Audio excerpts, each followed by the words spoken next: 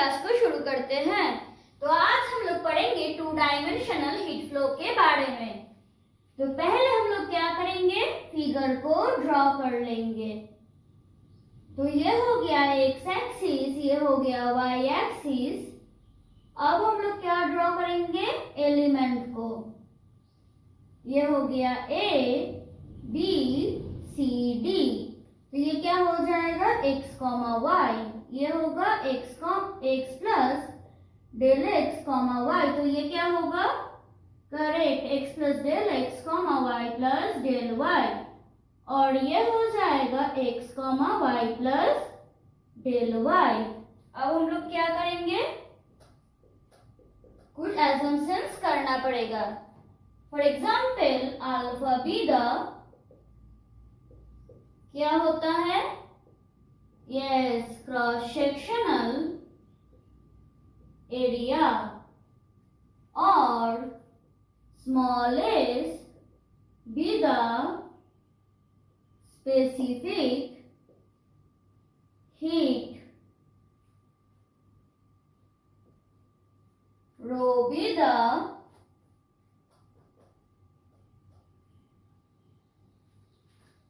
Reply होगा actually small k, वो क्या होता है, thermal conductivity.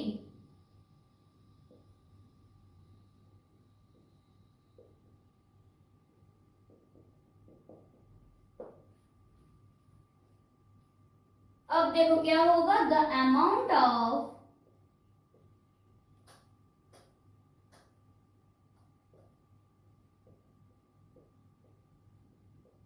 heat entering the element through the side AB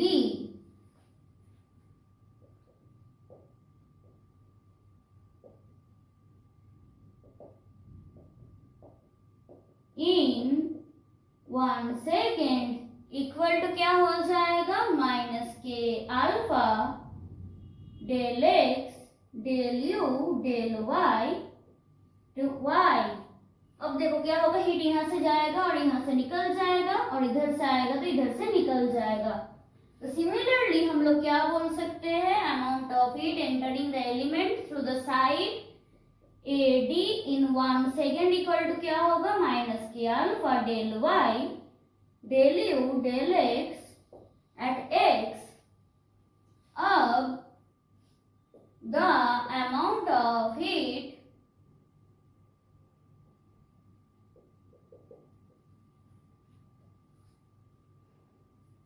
or you can say outflowing through the side क्या होगा, CD equal to minus k alpha del x del u del y. यहाँ पे क्या होगा, y प्लस डेल y। तो similarly हम लोग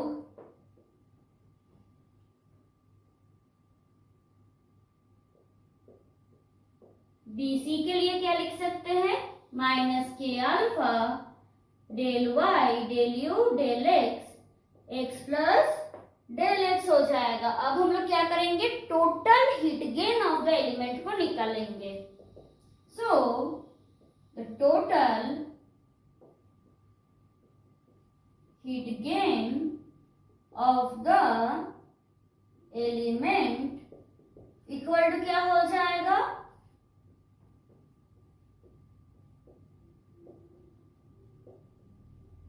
this plus this minus k alpha del y del u del x plus minus minus plus हो जाएगा,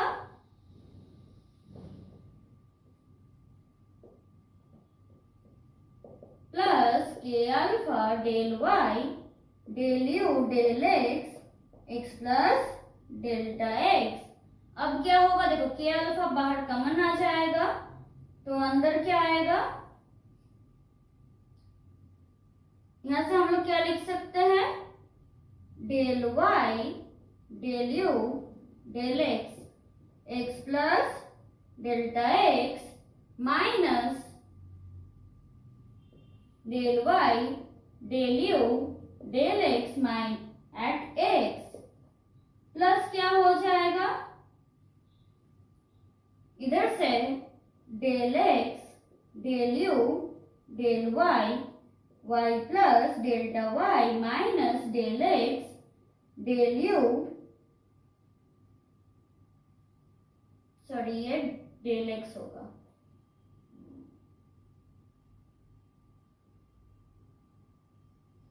y था actually, so del u del y at y हो जाएगा। अब देखो हम लोग क्या करेंगे, डेल एक्स और डेल वाई को बाहर कॉमन निकालेंगे, तो नेक्स्ट लाइन में क्या होगा, डेल एक्स डेल वाई बाहर आ जाएगा। देखो यहाँ पे डेल एक्स तो नहीं है, डेल वाई है सिर्फ, तो क्या होगा, डेल एक्स से ये डिवाइड हो जाएगा, और यहाँ पे सिर्फ डेल एक्स है, डेल वाई नहीं है, तो डेल वाई से ये डिवाइड हो जाएगा।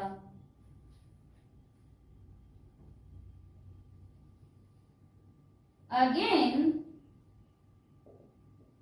Rate of flow of heat पर सेकेंड इक्वल टू क्या होता है, के अल्फा रो डेल एक्स डेल वाई। तो एक्चुअली इस दोनों को हम लोग इक्वेट कर सकते हैं और क्या करेंगे, taking del x tends to 0 comma del y tends to 0 we get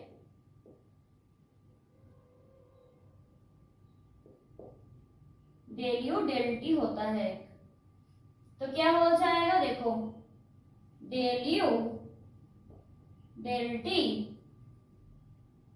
equal to k alpha, ये दोनों में कट हो जाएगा, सिर्फ क्या रहेगा,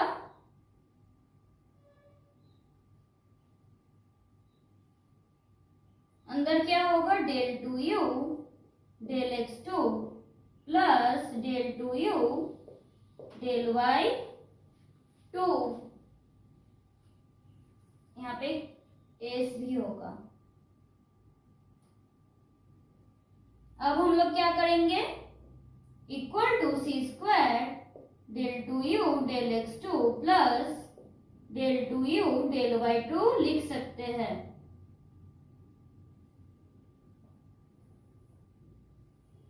एक्चुअली हम लोग क्या कर रहे हैं, इसको कांस्टेंट मान के चल रहे हैं, s by rho equal to c square is a constant. अब in case of steady heat flow क्या होता है, U is independent of T, so del U del T equal to 0 हो जाता है। तो फाइनली आंसर क्या आएगा, del two u del x two plus del two u del y two equal to 0।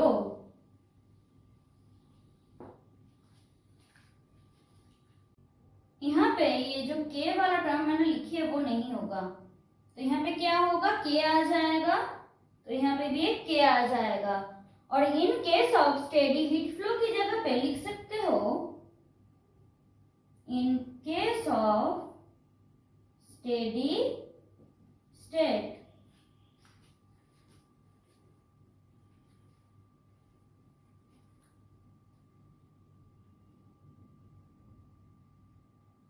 अब हमें लैपलेस इक्वेशन की solution को निकालना होगा। तो लैपलेस इक्वेशन एक्चुअली होता क्या है, del two u del x two plus del two u del y two equal to 0। तो क्या होगा, हम चूज कर लेंगे u of x comma t equal to x of x into t of t, जहां पे capital X is a function of small x only and capital Y is a function of small y only. अब yes हम लोग फिर से separation of variable को apply करेंगे. X y double dash equal to 0 और x double dash by x equal to minus y double dash by y equal to k से that is क्या हो जाएगा x double dash minus k x equal to 0 and y double dash plus k y equal to 0. अब हम क्या करेंगे, इसको तीन केसेस में सॉल्व करेंगे. पहला वाला केस क्या होगा, if k is positive equal and is equal to p square, then क्या होगा, x equal to c1 e to the power px plus c2 e to the power px और y equal to क्या होगा, देखो यहाँ पे plus है तो इमेजिनरी रूट्स आएगा, तो फाइनली क्या होगा c3 यस cos py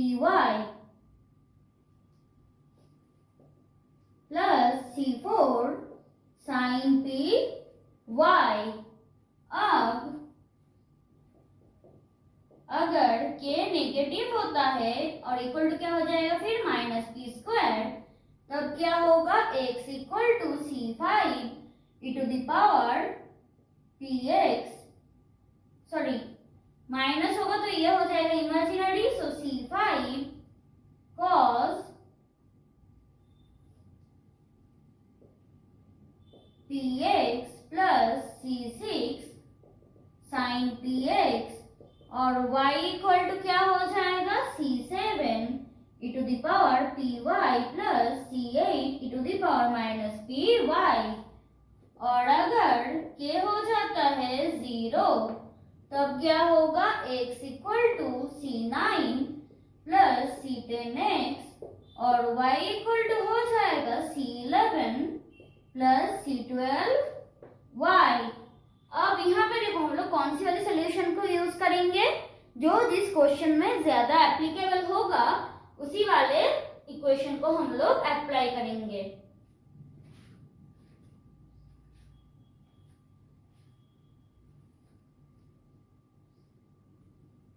और इस केस में पॉसिबल सॉल्यूशंस भी लिख सकते हो, बेहतर रहेगा क्योंकि जो भी कंसिस्टेंट होगा बाउंड्री कंडीशन के साथ वही हम लोग अप्लाई करेंगे. तो पॉसिबल सॉल्यूशंस क्या होगा,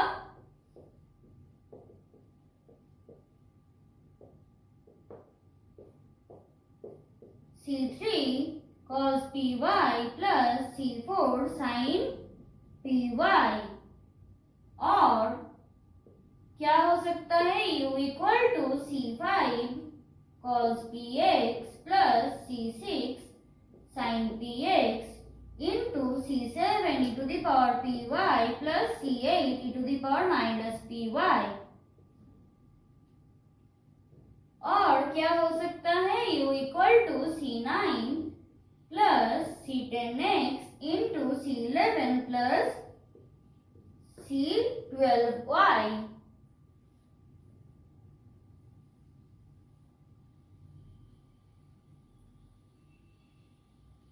We use the solution or we will use the solution which is consistent with the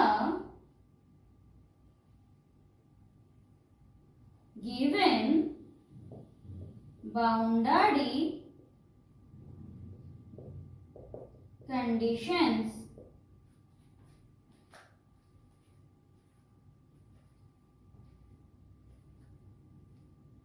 तो आज के लिए बस इतना ही, मिलते हैं नेक्स्ट क्लास में, तब तक के लिए बाय.